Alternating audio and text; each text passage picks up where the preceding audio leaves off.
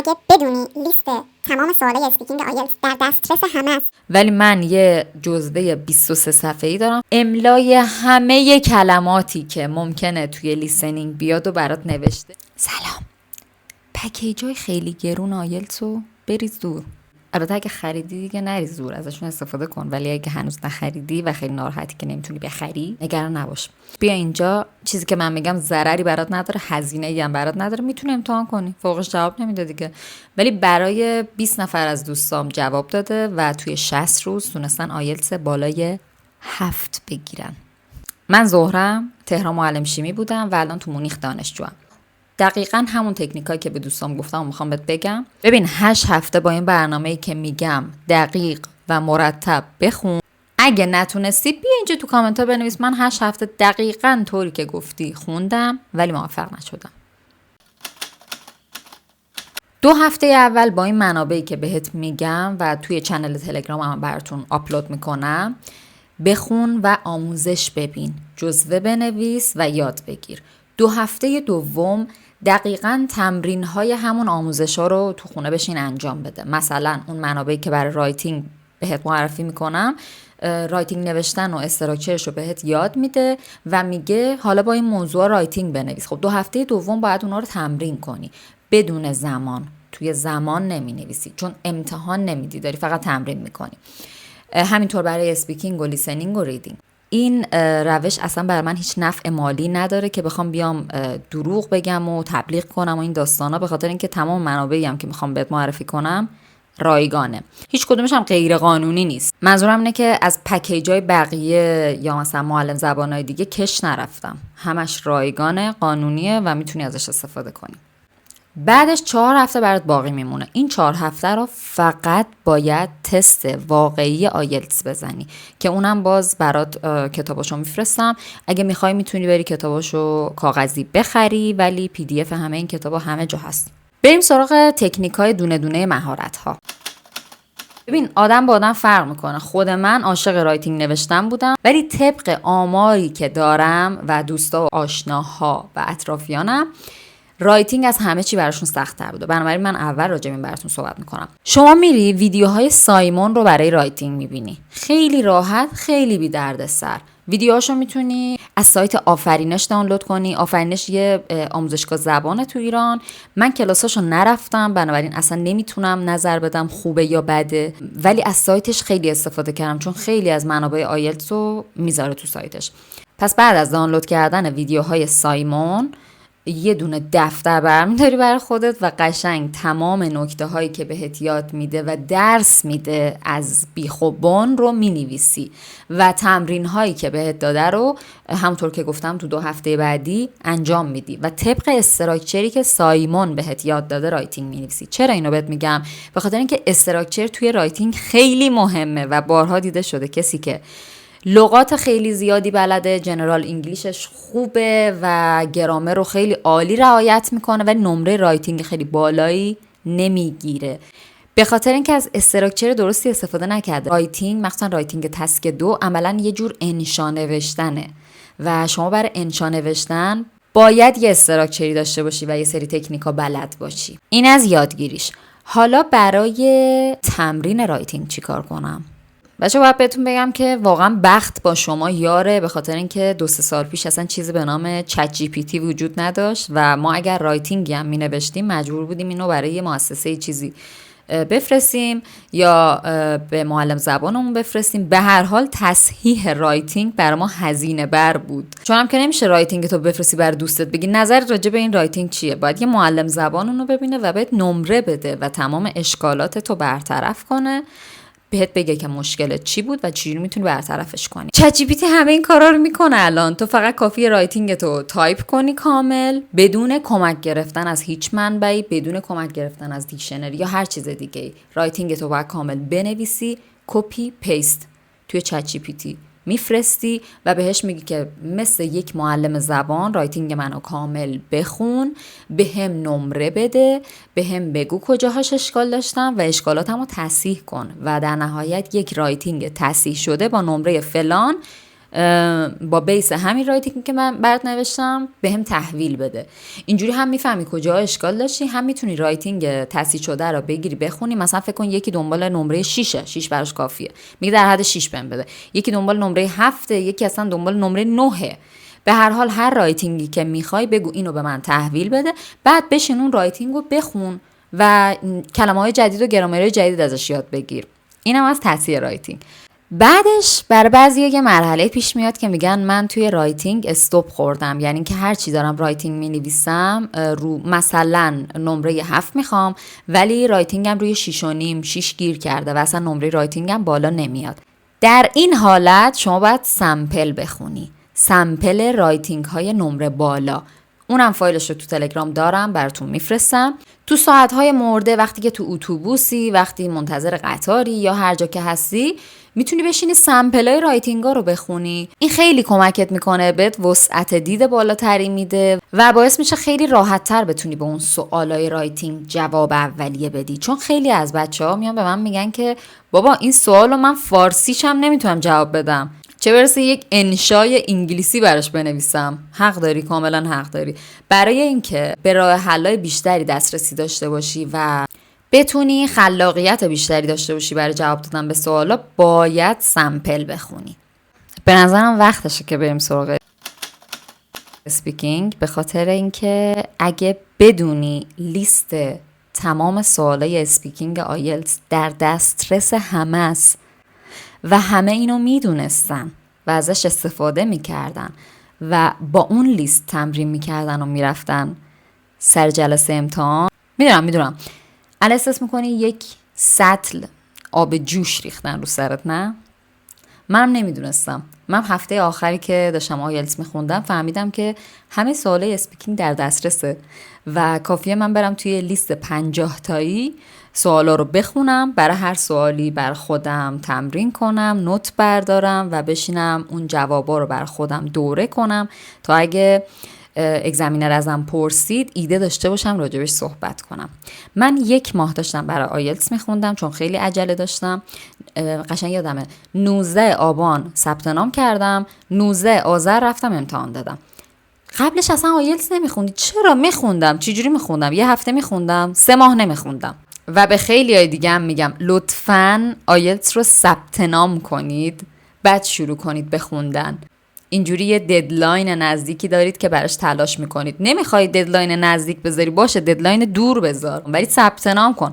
تا وقتی ثبت نام نکردی، پول بابتش ندادی، نمیشینی دقیق و مرتب مثل یه بچه کنکوری آیلتس بخونی. این یه حقیقته. بله، داشتم میگفتم که توی اون 1 ماهی که من فشرده داشتم آیلتس میخوندم، هفته آخر فهمیدم همچین لیستی وجود داره. 50 تا موضوع بود. من شروع کردم به خوندن و یاد گرفتن، ولی توی 1 هفته فقط رسیدم 25 تاشو بخونم و تمرین کنم و 25 تاش اصلا نگاه هم نکردم که این یک اشتباه محض بود، به خاطر اینکه میشد صرفاً 50 تا موضوع رو کاغذ نوشت. اصلا این کارو توی 1 روزم میشد انجام داد. حداقل برای هر کدوم یه جواب 1 خطی نوشت که یه ایده‌ای داشته باشی اگر این سوال ازت پرسیدن شوک نشی چه جوابی بدی. و میخوای شوک بشی؟ من رفتم امتحان آیلتسمو دادم، برگشتم خونه. سوالی که ازم پرسیده بود تو اون 25 تایی که خونده بودم نبود. اون یکی 25 تا رو نشستم نگاه کردم، سوال تو همون لیست بود. یعنی خیلی ناراحت شدم همون لحظه. اصلا با خودم گفتم من اگر پول داشتم، جدی دارم میگم، اگر پول داشتم یه آزمون آیلتس دیگه برای 2 هفته بعد ثبت نام میکردم، ولی متاسفانه پول نداشتم و آزمون آیلتس خیلی گرون بود. الان که توی تیر ماه 1405 من فکر میکنم آزمون آیلتس یه چیزی حدود 30-40 میلیون باشه. اطلاعات دقیقی ندارم ولی فکر میکنم اینجوری هست. اون زمانی که من آیلتس دادم که حالا 2-3 سال پیش بود، 6 میلیون و 500 بود. اون موقع این پول زیادی بود بچه‌ها. من 200,000 تومان این پولو جمع کرده بودم، پس انداز کرده بودم و پول کمی نبود. دارم دوباره تکرار میکنم، اگه پول داشتم تو حسابم و اگه مثلا هزینه‌اش برام مسئله نبود، من بر 2 هفته بعد ثبت نام میکردم، بقیه لیستو میخوندم و میرفتم اسپیکینگمو مطمئناً 1 نمره بالاتر میشدم حداقل. حالا اون لیست از کجا بیاریم؟ توی چنل تلگرامم براتون میذارم. ثانیاً چجوری از اون لیست استفاده کنیم؟ همین چیزی که گفتم. همه لیست رو روی کاغذ بیارید.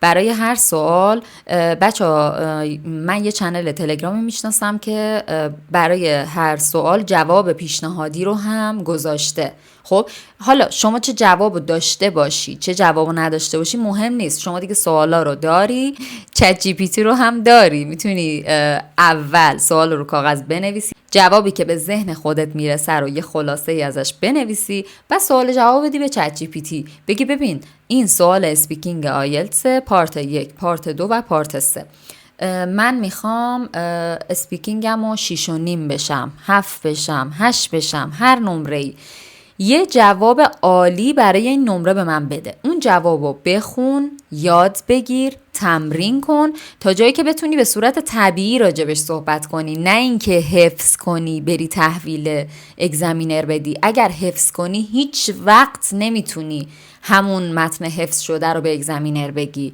خواهش میکنم جواب رو یاد بگیر و به شکل طبیعی راجبش صحبت کن. همین اسپیکینگ همین بود. اگه سوالی داری راجبش برام بنویس تو کامنت ها، ولی به نظر من با داشتن لیست سوالا دیگه هیچ مشکلی نخواهی داشت. حالا میریم سراغ ریدینگ. من میدونم هر آدمی با یه مهارتی مشکل داره، بعضی از آدم هم با 4 تا مهارت مشکل دارن میدونم، ولی بعضی هم کلا با ریدینگ مشکل دارن. باید بهت بگم که دوباره میتونی بری ویدیوهای سایمون رو ببینی، چون انقدر قشنگ این بشر ریدینگ رو بهتون درس داده و انقدر قشنگ بهتون یاد داده از چه تکنیکی کجای ریدینگ میتونید استفاده کنید که اصلا انگوش به دهان میمونید. خیلی معلم خوبیه، فوق‌العاده است. و آخر هر کدوم از ویدیوها یه تمرین پی دی افی هم بهتون داده که همون ریدینگ رو بخونید و به روشی که گفته سوالاشو جواب بدید. من اینا رو خودم از سایت آفرینش دوباره دانلود کردم. احتمالاً ویدیوها رو نتونم براتون توی چنل تلگرام آپلود کنم همه رو، چون خیلی زیادن و خب چنل تلگرام من چنل آیلتس نیست. حالا آیلتس هم دارم به عنوان یکی از تجربه هام براتون صحبت میکنم. دوباره مثل رایتینگ یه دونه دفتر برمیداری، ویدیوهای آقای سایمون رو میبینی و مو به مو جزوه برمیداری و همون روشی که گفته رو توی 2 هفته دوم که قرار شد مهارتامون رو تمرین کنیم با همون تکنیک ها میشینی تست ریدینگ میزنی. فوق‌العاده است، یعنی اصلا باورت نمیشه. و هر ریدینگی هم که میزنی خواهشاً تحلیلش کن. مثلا کلمه هایی که توی اون ریدینگ بوده و بلد نیستی اونا رو برخورد لیست کن، معنیاشون رو یاد بگیر، چون بارها برای من پیش اومده. من وقتی که نشستم تستای آیلتس رو از کتابای کمبریج زدم خیلی وقتا پیش اومده بود مثلا شماره کتابا رو یادم نیست، تو بگو تو کتاب 11 من یه ریدینگ زده بودم، تو کتاب 14 یه ریدینگ میدیدم خیلی شبیه اون بود. یعنی من واقعا خیلی ناراحت میشدم که کاش من میشستم همه کلمه‌هاشو لیست میکردم و یاد میگرفتم. مثلا چی بهت بگم، تجارت زردچوبه، باور کن من 4-5 تا ریدینگ زدم که توش از تجارت زردچوبه یا جوز هندی یا یه چیزی که راجب ادویه‌ای چیزی بوده که اول توی کشوری که خواستگاهش بوده رشد کرده، بعد چه میدونم انگلیسا اومدن اینو بردن تو کشور خودشون، بعدها قیمتش کم شده زیاد شده و این داستانا. یعنی اصلا فکر کنم من 10 تا ریدینگ این شکلی زدم که راجع به یه محصول کشاورزی بوده. خب معلومه که کلمات مشابه توشون زیاد پیدا میشه. به خاطر همین میگم اصلا غافل نشو از کلمه‌های جدیدی که از توی خود ریدینگ ها یاد میگیری. زهره، لیسنینگ رو چیکار کنیم؟ باید بهت بگم که لیسنینگ دیگه دست خودت عزیزم، باید گوشتو تربیت کنی. شوخی کردم. بر لیسنینگ هم واقعا یه تکنیک فوق‌العاده دارم که انگوش به دهان میمونی و بعد از دیدن نتیجهش همه شوکه میشن. همه. اول بهت بگم که اون بخش اول شوخی نکردم، واقعا باید گوشتو تربیت کنی. یعنی تو تمام طول این مدت که داری مهارت‌های مختلف رو یاد میگیری، جزوه برمیداری، تکنیکا رو عملی میکنی، تو با پادکست انگلیسی گوش بدی، فیلم زبان اصلی ببینی و کلا گوشت رو عادت بدی و تربیت کنی. اما اسپسیفیکلی اگه میخوای روی لیسنینگ آیلتس کار کنی، میای چیکار میکنی؟ همون کتابای کمبریج هستن که تست دارن لیسنینگ و ریدینگ و رایتینگ و اسپیکینگ. شما لیسنینگشو با سرعت 2 برابر گوش میدی. اولش پرات میریزه. خب حالا اگه خواستی با سرعت 1.5 1.25 نمیدونم میخوای با 1.25 شروع کن، بعد آروم آروم 2 برابرش کن. ولی لیسنینگایی که تو خونه تمرین میکنی رو خیلیاشو با سرعت بالاتر بزن. یه 2 هفته این تمرین رو بکن، بعد 2 هفته بیا لیسنینگ رو با سرعت طبیعی گوش کن و یه دونه تست بزن. احساس میکنی طرف داره با ناز صحبت میکنه. جدی دارم بهت میگم، من اول تمرینای لیسنینگ رو شروع کردم با کتابای کمبریج، زدم تا جایی که یکم بهشون عادت کردم، بعد میخواستم نمره‌مو ببرم بالاتر، نمیتونستم. یکی از دوستام اینو به من گفت، لیسنینگا رو دیگه با سرعت 1.5 و 2 برابر گوش میدادم، خیلی تون صحبت میکردن، نمرم اومد پایینتر چون خیلی جاش نمیفهمیدم، ولی کم کم عادت کردم تا دیروز آیلتس هم با سرعت 1.5 و 2 برابر گوش میدادم. حتی وقتی تو راه بودم داشتم رانندگی میکردم برسم به سر جلسه امتحان، تو راه هم داشتم به لیسنینگ گوش میدادم با سرعت 2 برابر. وقتی رسیدم و لیسنینگ پخش شد، انقدر به نظر من این خانوم داشت آروم صحبت میکرد با ناز و ادا، اصلا احساس میکردم تو لیسنینگ خیلی داره شمرده حرف میزنه. به گوشم انقدر آروم میومد، با آرامش هر چی که گفت داشتم مینوشتم. خیلی به نظرم راحت میومد. ببین نزدیک بود یادم بره اینو بهتون بگم، مهمترین بخش لیسنینگ دونستن املای درست کلماته. به خاطر اینکه هر کلمه ای رو توی اون لیست جوابای لیسنینگ می‌نویسی، حتی اگه یک حرفش غلط باشه تمام، اون جواب اصلا در نظر گرفته نمیشه و شما نمره اون سوال رو نمیگیری. بچه خیلی سخته، میدونم شاید اون سوال یه سوال آسون بوده، مثلا جوابش میشده بنانا، اما شما بنانا رو املاشو غلط نوشتی و شاید باورت نشه خیلیا بنانا رو غلط مینویسن. یا مثلا من یه بار یادمه کلمه رفرنس رو توی جواب یکی از تستایی که تو خونه داشتم میزدم اشتباه نوشته بودم. وای واقعا اصلا خورد شده بود، اینجوری بودم که بابا رفرنس مگه چند تا ای داره، یکی از ای هاش رو نذاشته بودم و خب نمره اون جواب رو نمیگیری شما عزیزم. میدونم خیلی دردناکه، ولی من یه جزوه 23 صفحه‌ای دارم، فکر میکنم 23 صفحه است، املای همه کلماتی که ممکنه توی لیسنینگ بیاد و برات نوشته. نمیتونم بگم هیچ کلمه غیر از اینا نمیاد، ولی واقعا بعیده کلمه خارج از این کلمه ها بیاد و شما مثلا برای املاش به چالش بخوری. پیشنهاد میدم این 23 صفحه رو بخون، یاد بگیر، تمرین کن. من این 23 صفحه رو بارها و بارها رو کاغذ نوشتم، املای کلمات رو تمرین کردم. بعضی از کلمات که کلمات عادی بود که همیشه استفاده می‌کردیم، ولی بعضی از کلماتش از این کلمه‌های قلمبه سلمبه بود که حتی بعضیشون معنیاش هم بلد نبودم. یعنی این لیستی که من براتون میذارم از یه جهت دیگه هم کمکتون میکنه، خیلی کلمه ها رو معنیاشو یاد میگیرید. خلاصه این که بدون این لیست کلمات من فکر نمی کنم بتونی 2 ماه نمره بالایی تو لیسنینگ بگیری. چشم، اینم براتون میذارم توی چنل. تمام، 2 ماه این کارا رو انجام بده، آیلتس هفت تو جیبته. زوجم میشه نمره خودت هم بهمون بگی؟ آره ازم، من 6.5 شدم. پا این همه بلدم ازم من نصف این تکنیکا رو هفته آخر یاد گرفتم و دیگه وقتی نداشتم برای عملی کردنش، ولی میدونستم اگه 2 هفته دیگه بیشتر وقت داشتم و تمرین میکردم بالای 7 میشدم. بنابراین دلم نمیومد به دوستام نگم و اونا انجام دادن و همشون بالای 7 شدن. 4 هفته آموزش دیدیم. 2 هفته اول تکنیکا رو یاد گرفتیم، 2 هفته بعدی تمریناشو انجام دادیم و یکم برامون جا افتاد. 4 هفته بعدی رو چیکار کنیم؟ باید بگم که عزیزم 4 هفته بعدی رو باید تست بزنیم.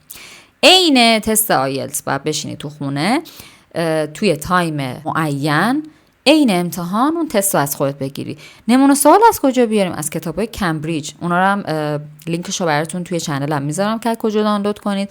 همه کتابای کمبریج رو میتونید دانلود کنید. کتابای خیلی قدیمی ها اصلا نیازی ندارید تستشو بزنید و اصلا تایمش هم نداری. وقتی تو فقط 1 ماه وقت داری، نمیدونم بسته به سرعتت، نگاه کن ببین چند تا از اون کتابا رو میتونی بزنی. توی 20 روز اگه بخوای روزی یه دونه تست بزنی، 5 تا از اون کتابای کمبریج رو میتونی تموم کنی. به نظر من 5 تای آخرش رو بردار و جدیدترین کتابو بذار آخرین کتاب، چون معمولا سبک سوالاش به امتحانات جدیدتر نزدیکتر. هر روز که میخوای تستا رو بزنی یکی از تستا رو باز میکنی، لیسنینگش رو شروع میکنی، پخش میکنی، اصلا وسطش استوب نمیزنی، سرعتش رو آروم نمیکنی. اگه چیزی پیش اومد حواست پرت شده، لیسنینگ داره میره. سر جلسه امتحان که لیسنینگ رو برای شما استاپ نمیکنن. تو خونه هم همینه، اگه حواست پرت شد، اگه چیزی رو متوجه نشدی، هول شدی، لیسنینگ رفته جلو. ببین سوالای بعدی چیه، اونا رو جواب بده. منظورم اینه که خودتو تو شرایط کاملا واقعی قرار بده. بعد از لیسنینگ ریدینگ شروع میشه. 3 تا ریدینگ داریم. بعضیا برای هر ریدینگ 20 دقیقه زمان میذارن. این اشتباهو نکن، به خاطر اینکه کلا 3 تا ریدینگ داریم و 1 ساعت زمان. اگه 20 دقیقه برای اولیه بذاری، 20 دقیقه برای دومیه، یهو میبینی ریدینگ سومی یه ریدینگ خیلی سخت و سنگینه و 20 دقیقه براش کمه و تو هم تایم نداری. بنابراین همیشه سعی کن ریدینگ اولو توی تایم کوتاه‌تری بزنی، 10 دقیقه، 13 دقیقه، اینطورا. بعدی و الی آخر. البته برای خود منم پیش اومده توی این تستایی که از کتابای کمبریج زدم که مثلا نمونه سوالای آیلتسه، ریدینگ اولی هم اونقدری آسون نبود. بنابراین اینم ممکنه پیش بیاد. اگه ریدینگ اولی یکم سخت بود، پنیک نکن دیگه، شده دیگه، چیکار کنیم، شاید بعدی آسون تر باشه. ریدینگ هم همون تکنیکایی که توی ویدیوهای سایمون یاد گرفتی رو پیاده میکنی، توی تایم میزنی، تایم اضافه به خودت نمیدی و میذاریش کنار و بعد بلا فاصله میرسی به رایتینگ. برای رایتینگ هم دقیقاً توی تایم رایتینگ تو مینویسی. 20 دقیقه برای تسک 1، 40 دقیقه برای تسک 2. از هیچ چیزی کمک نمیگیری، از اینترنت، از دیکشنری، چت جی پی تی، از هیچ چی کمک نمیگیری. یه رایتینگ خوب و خالص، یه رایتینگ واقعی مینویسی و بعدش هم میذاری کنار. برای اسپیکینگ چیکار کنیم؟ همون سوال اسپیکینگ رو جواب بدیم؟ نه، برای اسپیکینگ میری سراغ اون لیستی که بهت دادم و توی چنل تلگرامم گذاشتم. از همون لیست هم سوالای تسک 1 برمیداری. اساتید عزیز، میدونم تسک رو برای رایتینگ به کار میبریم و برای اسپیکینگ میگیم پارت 1 و 2 و 3، ولی ببخشید دیگه تون داشتم توضیح میدادم و حواسم نبود، تو ادیت متوجه شدم. هم موضوع تسک 2 برمیداری و هم سوالای تسک 3 رو برمیداری. رو کاغذ از قبل مینویسی، میذاری کنار. گوشی تو میذاری جلوت، دکمه ریکورد رو میزنی، احساس میکنی که اگزمینر جلوته و شروع میکنی به دونه دونه سوالا جواب میدی، ولی توی تایم اونقدی کشش نمیدی. چون وقتی شما میری امتحان اسپیکینگ آیلتس رو بدی، پارت اول ازت یه سری سوالای ساده میپرسه که معمولا بهش میگن سوالای باز کردن یخ. چطوری؟ اسمت چیه؟ کجا زندگی میکنی؟ ساختمونتون چی جوریه؟ خانواده کوچیکی داری یا خانواده بزرگی داری؟ پت داری نداری؟ یه سوالای عادی ازت میپرسه که شروع کنه باهات صحبت کردن. اگه تو سعی کنی اون سوالو خیلی کامل و زیاد جواب بدی، حرفتو قطع میکنه، میگه آها اوکی باشه مرسی، بعد شروع کن سوال بعدی رو پرسیدن. یعنی اونقدی به تایم نمیده. بعدش میری سراغ پارت 2. پارت 2 هم که زمانش کاملا مشخصه. 1 دقیقه تایم داری ایده ها تو روی کاغذ بنویسی، 2 دقیقه تایم داری راجع به اون پارت صحبت بکنی. بعد 2 دقیقه حرفتو قطع میکنه، میگه آها اوکی مرسی ممنون. بعدش شروع میکنه ازت سوالای پارت 3 رو میپرسه. بعضی وقتا سوالای پارت 3 مرتبطن با پارت 2، یعنی ادامه همون بحث رو میگیره و میره جلو. بعضی وقتا مرتبط نیستن و یه سری سوالای فضایی ازت میپرسه، ولی تو لازم نیست نگرانش باشی چون لیست همه سوالا رو داری. نکته بعدی هم که لازمه بهت بگم، اگه راجع به سوالای فضایی پارت 3 اونقدر ایده نداشتی یا اونقدر عالی و بی‌نقص نمیتونستی صحبت کنی، نگران نباش. من اینو شنیدم و فکرم میکنم که درست باشه که اگزمینرهای آیلتس بعد از پایان پارت 2 تقریبا نمره تو رو دادن تو ذهنشون و میدونن حدود نمره تو چنده، اما پارت 3 رو میپرسن که بیشتر به چالش دعوتت کنن و معمولا میگن پارت 3 بیشتر زمین بازی اوناییه که میخوان اسپیکینگ بالای 7 و 8 بگیرن. یعنی هی صحبت میکنه ببینه چی تو چنته داری، هی سخت‌تر و سخت‌ترش میکنه. بنابراین اگه توی پارت 3 اون قدری عالی جواب ندادی، نگران نباش. پارت 3 اونقدر مثل پارت 2 و پارت 1 تعیین کننده نمره تو نیست. پارت 1 که بیشتر باز شدن یخ و اینا، به نظر من تعیین کننده ترین پارت 2. یعنی مثلا واقعا سرنوشت اسپیکینگ تو توی همون 3 دقیقه رقم میزنی که بازم تکرار میکنم با اون لیست میتونی خیلی عالی صحبت کنی. باورم نمیشه که من دیر فهمیدم. همین دیگه، شما صبح یه امتحان کامل از خودت میگیری که خیلی هم زمان نمیبره اگه با زمانهای واقعی پیش بری. بعدش یه استراحتی میکنی، یه چیزی میخوری و میشینی امتحان خودت رو تحلیل میکنی. برای لیسنینگ که خیلی راحته، میری از پشت کتاب جوابا رو نگاه میکنی، تصحیح میکنی و نمره لیسنینگ خودت رو مینویسی. برای ریدینگ هم همینطور جوابا هست و میدونی. برای رایتینگ چی کار کنیم؟ برای رایتینگ که جواب مشخصی نیست، شما رایتینگت رو تایپ کن. از اول رو کاغذ ننویس، تایپ کن. وقتی که به مرحله تصحیح کردن رسیدی، رایتینگ تایپ شده تو بده به چت جی پی تی.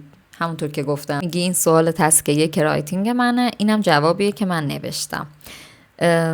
تو یه معلم زبانی، رایتینگ منو بخون، برام تصحیح کن، به هم نمره بده، ظرفارم بشو، برو یه 2 نونم بگیر، بعدش اشکالامو بگو، رفعش کن. هم برای تسک 1 هم برای تسک 2 این کارو بکن و نمره رایتینگ تو بنویس توی اون تست اولی که دادی. برای نمره اسپیکینگ من مثل نمره رایتینگ راه حل کوتاه و ارزون و اینای سراغ ندارم، نمیدونم. فقط این به ذهنم میرسه که بتونی ویدیو رو برای معلم زبان بفرستی و ازش درخواست کنی که بهت نمره بده. یه راه دیگه هم که همین الان به ذهنم رسید اینه که ویدیو رو که از خودت توی شرایط امتحان گرفتی بذاری جلو، بعدش و سعی کنی تایپ کنی همون چیزایی که گفتی. فکر نمی‌کنم خیلی طولانی بشه. همونا رو تایپ کن برای چت جی پی تی، بگو برای سوالای پارت 1، پارت 2 و پارت 3 سپیکینگ من این جوابا رو دادم، به نظر نمره من چند خواهد بود. از این روش هم میتونی استفاده کنی. یکم زمان بره ولی خب رایگانه. بعدش هم که به همه مهارتات نمره دادی، لطفا اینو توی لیستی، جدولی چیزی وارد کن، چون تو قرار پیشرفت تو به مرور ببینی. اگه اولش نمرهات پایین شد اصلا نگران نباش، تو 1 ماه قرار اینو مدام انجام بدی و به من اعتماد کن، واقعا پیشرفت میکنی اگه پشت سر همین تستا رو حل کنی. صبح از خودت آزمون بگیری، بعد از اورا بیای به خودت نمره بدی و کل آزمونتو تحلیل کنی و چیزای جدیدی که از اون آزمون یاد گرفتی و توی دفترچه بنویسی. همین دیگه. یه جنبندی کلی بخوام بهت بگم این شد که اول برنامه ریزی میکنی برای 8 هفته. 2 هفته اولش رو تکنیک یاد میگیری با توجه به همون منابعی که بهت گفتم. 2 هفته دوم رو تمرین میکنی و 4 هفته بعدی رو هر روز از خودت تست میگیری، تصحیح میکنی و تحلیل میکنی. ببین مطمئن باش با این روش نتیجه میگیری، به من اعتماد کن. فقط الان یکی ممکنه بیاد به من بگه وا زهره، من اصلا لیسنینگ رو باز میکنم اصلا نمیفهمم این چی میگه. با سرعت 1 کی چی؟ من سرعتش رو نیم هم کنم نمیفهمم اصلا چی میگه. یکی ممکنه بیاد به من بگه اون سمپل هایی که گذاشتی توی چنل تلگرامت، سمپل های رایتینگ، من اصلا میخونم نمیفهم، مثلا نمیتونم بخونم. عزیزم تو جنرال انگلیشت خب ضعیفه. تکنیک های آیلتس به درد کسی میخوره که حداقل جنرال انگلیشش اینترمدییت باشه، نه دیگه با ارفاق من نمیدونم پری اینترمدییت. به خاطر اینکه پیش اومده بود یه سری اومدن از من تکنیک و اینا پرسیدن، چون شنیده بودن که آره زهره مثلا یه چیزایی بلده برای آیلتس که اگه همینا رو انجام بدی راحت نمره بالا میگیری و مثلا کارت راه میفته. بعد اومدم با من صحبت کردم، به من اینجوری بودم که تو جنرال انگلیشت بیسیکه، یعنی حتی الیمنتری هم نیست، حتی جمله سازی انگلیسی هم بلد نیستی. بچه ها اگر واقعا جنرال انگلیشتون انقدر ضعیفه اسیر دام این تبلیغات های متفاوت نشید. من دارم برای کسی صحبت میکنم که داره آیلتس میخونه، که خودش در جریان تمرین های آیلتس، قبلا کلاس زبان رفته یا مثلا با دوره های زبان انگلیسی میگم در حد اینترمدییت رسیده، میتونه بخونه، بنویسه، جمله سازی کنه و مثلا یک سری متن‌های درک مطلب و اینا رو بخونه و جواب بده. و آره یه فیلم زبان اصلی که میبینه دیگه تو بگو 30-40% رو میفهمه دیگه. اگه سطح انگلیسیت خیلی پایینه واقعا اسیر هیچ تبلیغاتی نشو. 2 ماهه که سهله، 6 ماه و 1 سالم نمیتونی آیلتس بگیری. تونستی آفرین، واقعا ناز شستت و لذتشو ببر. ولی عموم مردم نمیتونن توی 1 سال از 0 آیلتس بگیرن، مگر اینکه کسی باشن که شغل ندارن، دانشگاه ندارن و 24 ساعته خونن. بله اون شخص میتونه از 8 صبح بیدار شه تا 6 بعد از ظهر زبان بخونه یا با معلم، حالا مثلا بعضی روزا کلاس بره، بعضی روزا خودش بشینه بخونه. آره اون تهش میتونه. ولی عموم مردم که دارن این ویدیو رو میبینن یا شاغلن یا دانشجوان، نمیتونن انقدر وقت بذارن. بنابراین به نظر من اولین کاری که میکنی اینه که برو با یه معلم زبان صحبت کن که یه تعیین سطح ازت بگیره، یا برو توی آموزشگاه زبان بگو من میخوام یه تعیین سطح بدم، صرفا بدونم سطح زبان انگلیسیم چقدره. اگه در حد اینترمدییت بودی آره بیا همین تکنیکا رو انجام بده، من بهت قول میدم نتیجه میگیری.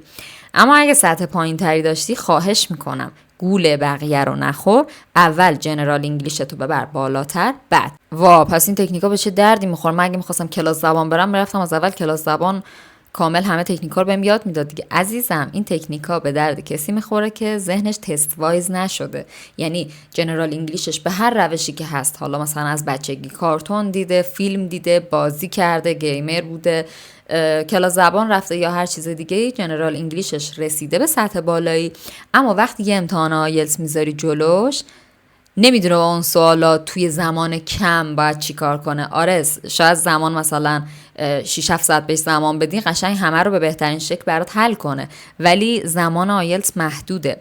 شما باید رایتینگ تسک 2 رو توی 40 دقیقه بنویسی، رایتینگ تسک 1 رو توی 20 دقیقه بنویسی. توی 20 دقیقه باید یک عالمه نمودار و اینا رو توصیف کنی. 40 دقیقه آینده باید یک رایتینگ با استراکچر عالی، با گرامر و کلمه‌های عالی بنویسی. خیلی سخته. معلومه که اگه زمان طولانی تر 2-3 ساعت به هر کی بدی که زبان انگلیسیش خوب باشه میتونه برات رایتینگ بنویسه، اما برای نوشتن یه رایتینگ عالی توی زمان محدود قطعا نیازمند تکنیک هستید و من توی این ویدیو از تکنیکا براتون صحبت کردم. شاید قبول کردنش سخت باشه ولی بخش بزرگی از آیلتس تکنیکه و دونستن منابع درست. یعنی اگه یکی حتی لول انگلیسیش از شما 3-4 لول هم پایین تر باشه، همه اون منابع درست رو در اختیار داشته باشه و بدونه باید از هر کدوم چه جوری استفاده کنه، شاید بتونه آیلتس 7 بگیره. توی که زبانت از اون بهتره بری هر بار امتحان بدی 5-5.5 بشی. دیدم که میگم، من به چشم خودم دیدم کسی که زبان عمومی سطح پایین تری داشته ولی با همین تکنیکا نمره بالاتری تو آیلتس گرفته. خودشم تعجب کرده بود، چه برسه به بقیه. بهم اعتماد کن.